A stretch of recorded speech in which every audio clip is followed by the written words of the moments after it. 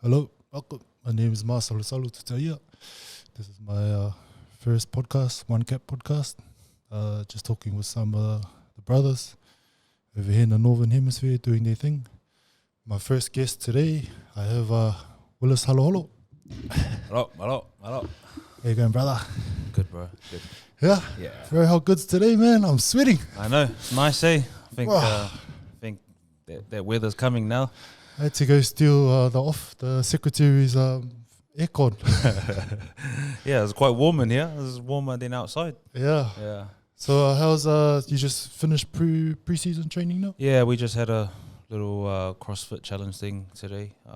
Body's smashed now, so it's just like a 2-week pre-season before we get into the next block. Like COVID's like sort of stuffed up the whole season. So So you guys have stopped your season and you guys are just adding the South African teams. Yeah. So the Pro 14s we pretty much just cut the season. Like the 2 top teams just played a final and won that. So Leinster won, and then they're just adding the South African teams. And then it's just a little mini comp, really. Oh, okay. Yeah. And then you guys will start back up again in June? Nah, we'll break up in June, July off, and then the new season will start August, like a new proper season. For Pro 14? Yeah, Pro 14 with the South African teams. Yeah. Oh, okay. Yeah. Nice. Nice to talk with another fellow West Aucklander, man. Yeah, Shucks. And I've seen a brown face too, man. I know, I think it's been a while. Where you're from is quite quiet over there. There's not many people, eh? It's only tractors and sheeps, man. Yeah. It's nice, it's quiet though. Yeah. But that's the only thing, man. It's like I stand out. Yeah. I stand out over there, man. And it's been so long. I just wanted to talk to you. That's why I came across this podcast, because I was like, I needed to talk to a brown face, man. And then I thought, I'll just start a podcast. That'll kind of reason to get in touch with the brothers and that. Yeah, that was like me when I first got here. I was like, man, it just felt different. And then when I went back on holiday, went back to New Zealand, it felt weird, like seeing so many islanders and stuff. I don't know. I'd just probably been here too long. Just going back, I was just like, oh.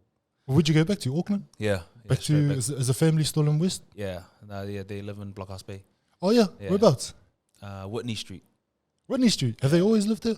Yeah, we've always lived there. Yeah. We moved there when I was like 14, 13, but we stayed down the road throughout my whole life. So I pretty much grew up in Blockhouse Bay. Yeah. I went to Avondale College for 3 years. Then I went to Mags. 2 years. My last 2 years, I went to Mags. Oh, Mags old boy. Yeah. Yeah. True. So trying to think. There's a few boys. You go with Mike Faliafa as well. Yeah. Mike and Nolo. Yeah, that's my boy, bro. Golo. I'm pretty close with those boys. Yeah, just growing up in the church and stuff. So they're doing their thing in France, man. They're killing it. Man.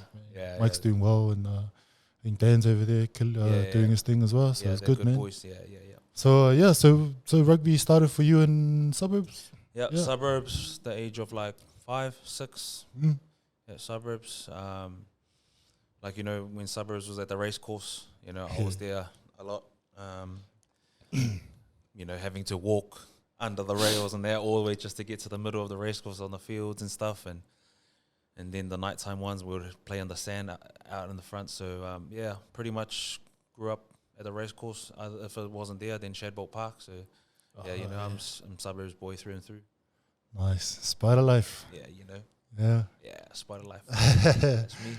Oh man, I had the best times there, man. Like some of the times there we had at the race course. Yeah. Pretty hectic. What years did you play there? Like damn, we're throwing it back. The Nation boys, Solo and Solo, when those guys. I think my first year, we were like second div. Yeah. And then we got promoted. And shucks, and then I stayed up there playing prems for a little bit. Yeah. I think we're talking about 2008. Because then I went to Sydney. See, that was my last year of high school. Was it? Yeah, I'm old school, man. Like I'm old. Like I'm from the race course era, man. With the Nation boys, the Samoan boys. Shout out to those guys, man. Whatever they're doing. Yeah, when I went back to suburbs and played prems back in 2011, Solo was taking the Prem Reserves team, and all the Nation boys were playing there as well. So they're a good bunch of boys. Solo's a good dude. That's why I learned. That's why I learned the hard knocks, man. That Yeah. Salmon comp. Yeah. Salmon Yeah, guys. yeah, Fob straight off the boat. yeah. But who was coaching that time when you were at Suburbs? Ramsey. Ramsey. Ramsey Oh. Tomakino. Oh, Rams. Yeah. He's a good man, Rams. Yeah, good man. Good man, bro. Yeah, Good man. He's been good to me and my family because when I made Auckland under 14s, he was our coach, and then ever since then he's just been involved in any of my rugby, or always like brought me down to sevens training when he was running the Auckland sevens and stuff like that. So he pretty much brought me back home to Suburbs because I went to a couple other clubs before I came back home. Just Seeing wanted what's to out try, there. yeah, seeing what was out there, and Yeah. I didn't know how it worked after high school playing First 15. So, like, I went to Grammar Carlton first. They were the only club that like sort of approached me, so I just went there. But then, at the end of the day, I had to come back home. So, That's it, man. yeah, Ramsey brought me back. So. Ramsey, he's a good man, Ramsey. Hope he's well, whatever he's doing. Yeah, Ramsey's good, man. I keep in touch with him. Yeah, you still keep in touch with him. Yeah. Yeah, tell him I say hello, man. Yeah, I will. Yeah, I keep in touch with him every now and then, just on Messenger, on Facebook and stuff. So, Okay. nah, So, it's good. so you played your junior years in Suburbs, Yeah. and then you went on to college. Yeah. And, So I went from under 6 to about under 15s. Suburbs right through to under 15s, and then I played 1 year of First 15 for Avondale. You know, that was B grade, and Yeah. you know, Avondale wasn't too good at rugby, but nah, you know, they're known as a dancing school. yeah, they were good at other sports, but rugby we got by. Yeah. You know, there was some good talent there though, but like Well, all the boys, it was like a mix of rugby league and Yeah. rugby union players coming up. Yeah. All those ways. it was like because there was a sort of a rule where like you could only play one code, you couldn't play both. Yeah. So a lot of the boys went and played league. Yeah, they had to leave the school to enjoy play club. Yeah. Either go play club or you can. Yeah, You so I know, played there. Then I had to leave Avondale, and I went to Mags. Yeah, you went to Mags. Was it from Mags that things started to change for you? Yeah. So when I was at Avondale, I was fifth form. I wasn't turning up to school or anything. I was just turning up to training and stuff at fifth form. I was just like, my cousin lived on the way to school, so I wake up in the morning, walk, turn left. I would never make it to school. So, but my little brother, he was playing at Suburbs as well. His coach at Suburbs throughout all his younger years was a deputy principal at Mags. Oh, okay. Mr. Metcalf. So he had already planned for my brother to come to Mags third form, and so he was accepted in that. And so my mum just said, "Why don't I just start fresh? You know, Yeah. leave Avondale and go and maybe focus on your rugby, go to Mags, play some proper First 15, and You keep an eye on your brother.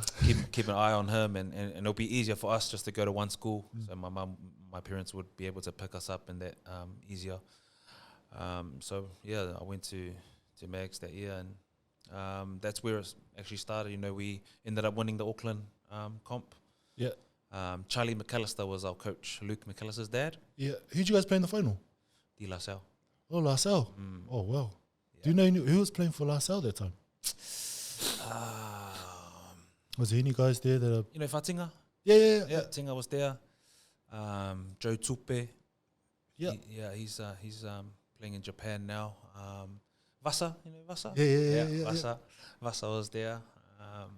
I don't know if there was many other boys. Yeah. I don't know now, but okay. those were the main boys I know that are still playing footy at the moment. So we played them in the final. We won. We ended up going to the top 4. And I just had one of those, like when we went to the top 4 and played, I had just had 2 games where like I was on fire. Like everything I did was good. And from those 2 games, I made NZ schools.